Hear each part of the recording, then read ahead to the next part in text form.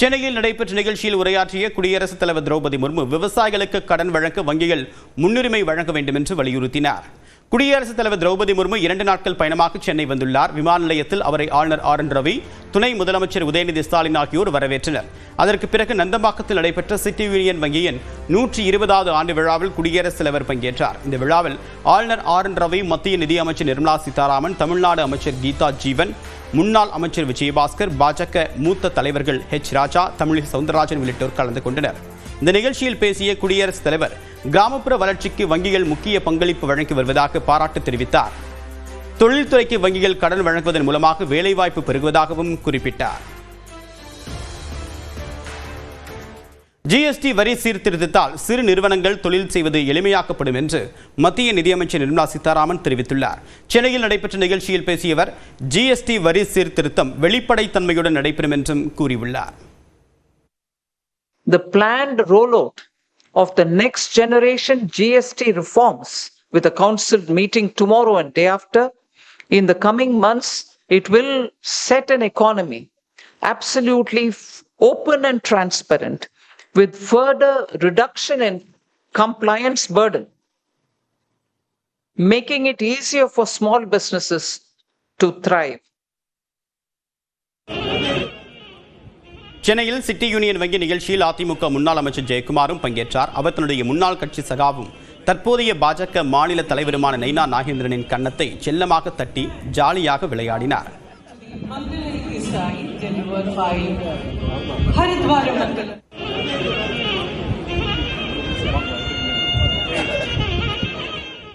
அமெரிக்காவின் வரி விதிப்பால் தமிழ்நாட்டில் ஜவுளி, ஆட்டோமொபைல் துறைகள் பெருமளவில் பாதிக்கப்படும் என்று அமைச்சர் தங்கம் தென்னரசு கவலை தெரிவித்திருக்கிறார். சென்னையில் செய்தியாளர்களிடம் பேசிய அவர் மத்திய நிதி அமைச்சரிடம் இது பற்றி ஆலோசனை நடத்தி இருப்பதாகவும் கூறியுள்ளார்.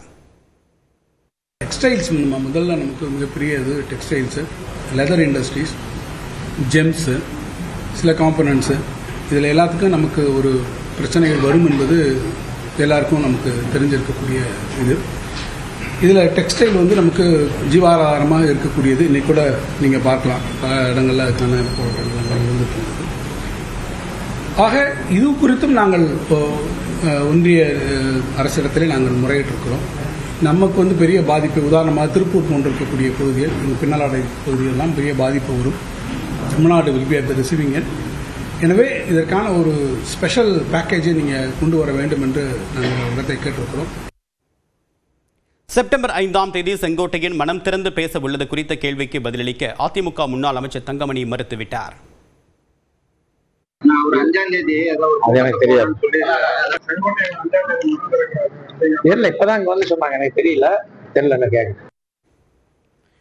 செங்கோட்டையன் செய்தியாளர் சந்திக்க இருப்பது குறித்த கேள்விக்கு பதிலளித்த பாஜக மூத்த தலைவர் தமிழிசை, அதிமுக பொதுச் செயலாளர் EPS உடன் இணைந்து தேர்தலை சந்திப்பதில் தான் தாங்கள் கவனம் செலுத்துவதாக கூறியுள்ளார்.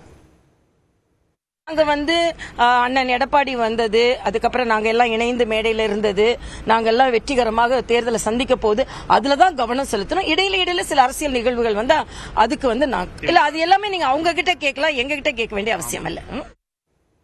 இதனிடையே வரக்கூடிய 5ஆம் தேதி எடப்பாடி பழனிசாமிக்கு எதிராக செங்கோட்டையன் பேசுவதற்கு வாய்ப்பு இருப்பதாக அரசியல் விமர்சகர் ரவீந்திரன் துரைசாமி தெரிவித்திருக்கிறார்.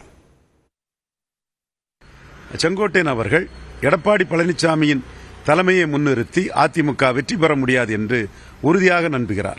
பல அரசியல் களங்களை பார்த்தவர். 96ஆம் ஆண்டு தோல்விக்கு பிறகு 2001ஆம் ஆண்டு ஜெயலலிதா அம்மையார் எப்படி முதல்வரானார் என்பதை தெரிந்தவர். எடப்பாடி தலைமையில் இனியும் அவருடைய எடுத்தேன் கவிழ்த்தேன் அரசியல் நிலைப்பாட்டிற்கு ஏற்ப செயல்படுவதால் தனக்கு எந்த பலனும் இல்லை, அதிமுகவிற்கு எந்த பலனும் இல்லை என்ற அடிப்படையில் தான் அந்த கட்சியில் நடந்த நெருக்கடிகள், அந்த கட்சி எடப்பாடி தலைமையில் ஏற்பட்ட தவறான முடிவுகள், இவற்றை பற்றியெல்லாம் செப்டம்பர் 5ஆம் தேதி பேசுவார் என்று எதிர்பார்க்கலாம். டெல்லி, பஞ்சாப், ஹரியானா, சத்தீஸ்கர் உள்ளிட்ட வட மாநிலங்களில் மழை வெள்ளத்தால் லட்சக்கணக்கான மக்கள் பாதிக்கப்பட்டுள்ளனர்.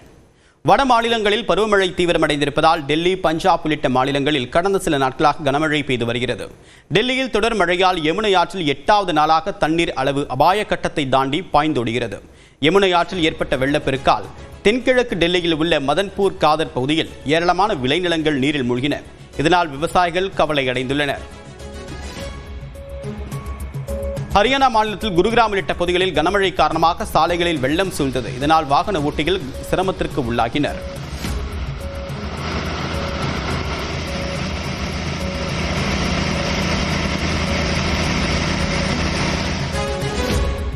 உத்தராகண்டின் உதம்சிங் நகர் மாவட்டத்தில் உள்ள கத்திமா நகரில் காலையில் கனமழை கொட்டியது. இதனால் குடியிருப்பு பகுதியில் வெள்ளக்காடாக காட்சியளித்தன.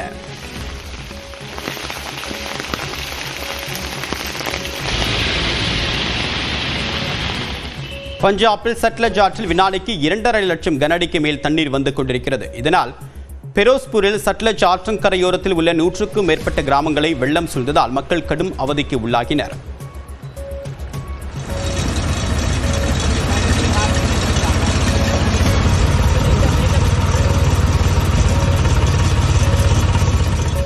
சத்தீஸ்கர் மாநிலத்தில் சுக்மா உள்ளிட்ட மாவட்டங்களில் கனமழை பெய்து வருகிறது. இதனால் ஜகதல்பூரில் சபரி ஆற்றில் வெள்ளம் கரை புரண்டு ஓடுகிறது. இந்நிலையில் ஆற்று வெள்ளத்தில் சிக்கி தவித்த நபரை மீட்புக் குழுவினர் பாதுகாப்பாக மீட்டனர்.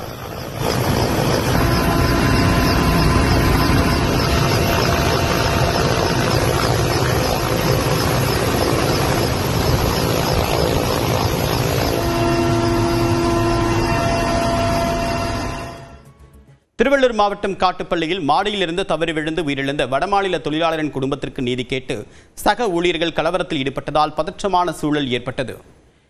L&T கப்பல் கட்டும் நிறுவனம் மற்றும் துறைமுக அனல்மின் நிலையத்தில் பணியாற்றக்கூடிய 1000க்கும் மேற்பட்ட வடமாநில தொழிலாளர்கள் காட்டுப்பள்ளியில் தங்கியுள்ளனர். இதில் உத்தரப்பிரதேச சேர்ந்த 35 வயது அமரேஷ் பிரசாத் மதுபோதையில் மாடியில் ஏறிய போது தவறி விழுந்து உயிரிழந்திருப்பதாக கூறப்படுகிறது. இந்நிலையில் அவருடைய குடும்பத்திற்கு உரிய இழப்பீடு வழங்க கோரியும் தொழிலாளர்களுக்கு உரிய பாதுகாப்பு வழங்க கோரியும் வடமாநில தொழிலாளர்கள் போராட்டத்தில் ஈடுபட்டனர். பேச்சுவார்த்தைக்கு யாரும் வரவில்லை என்று குற்றம் சாட்டி தங்களின் குடியிருப்புகளை அவர்களே அடித்து உடைத்ததாக கூறப்படுகிறது. இதையடுத்து அந்த பகுதியில் 300க்கும் மேற்பட்ட காவலர்கள் குவிக்கப்பட்டனர். அப்போது காவலர்கள் மீது கற்களை வீசி வடமாநில தொழிலாளர்கள் தாக்குதல் நடத்திய நிலையில் காவல்துறை வாகனத்தின் கண்ணாடிகள் உடைந்தன. 10க்கும் மேற்பட்ட காவல்துறையினர் காயமடைந்தனர். இதையடுத்து கண்ணீர் புகைகுண்டுகளை வீசியும் தடியடி நடத்தியும் வடமாநில தொழிலாளர்களை குடியிருப்புக்குள் காவல்துறையினர் விரட்டினர்.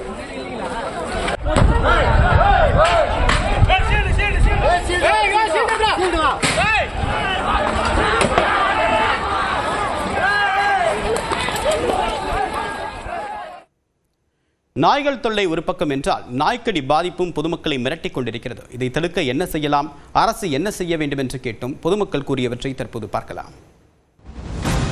இதுவரைக்கும் ஒரு முழுமையாக தீர்க்க முடியாத ஒரு நோயாக நாய்க்கடியான ரேபிஸ் இருக்குது அப்படிங்கிறாங்க. ஒவ்வொரு தெருவுக்குள்ளேயும் 10லேருந்து 20 நாய் இருக்கு. தெருவுக்குள்ள சாதாரணமாக நடக்க முடியல. 4 நாய் கடிச்சு ஒரு குழந்தைய இழுத்துன்னு போகுது. அப்படி இருக்கும்போது நாய் நாங்கள் பாதுகாப்பு வேணான்னு சொல்லலை, அதை சேஃப்டியாக நீங்கள் பாதுகாப்பாக வளங்க. ஆனால் குழந்தைங்க உயிர் முக்கியம். நாளுக்கு நாள் நாய் தொல்லைகள் அதிகரிச்சுட்டு இருக்குது, தவிர குறைஞ்ச பாடா இல்லை. வசதி உள்ளவங்களாம் காரில் போயிடுறாங்க. அந்த குழந்தைகள்லாம் காரில் ஸ்கூலுக்கு போகிறது, எங்கே போனால் காரில் போயிடுறாங்க. அதனால் அவங்களுக்கு கொஞ்சம் பாதிப்பு கிடையாது.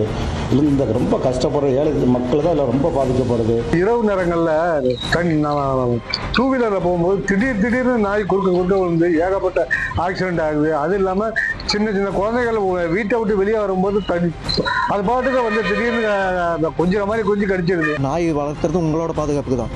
அந்த நாயை நீங்கள் ஒரு கூண்டில் போட்டோ இல்லை ஒரு வீட்டுக்கு அந்த வெளி வாசலில் செயின் போட்டோ கட்டி வைங்க.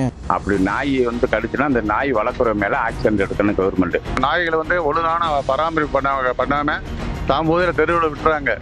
பறவைகளை போகிற பெரிய அதை வரையும் அந்த கடித்து அது ரொம்ப அவதிப்பட்டு இருக்குது. இவங்க வந்து இந்த நாயினுடைய வளர்ச்சிகளை கட்டுப்படுத்துறதுக்கு, கருத்தடை பண்ணுறதுக்கு உண்டான நடவடிக்கைகள் எடுக்கணும். உச்சநீதிமன்றம் அறிவிச்சிருக்கிற மாதிரி அதுகளுக்கு வந்து அந்த இதுகளை ஒரு தலைவர் காப்பகம் அமைச்சு அதில் வந்து அடைச்சி வச்சு பொதுமக்களுக்கு ஒரு இடையூறு இல்லாமல் அதை செய்யணும். நாய் கடிச்சு நிறைய பேர் இறந்து போகிறாங்க.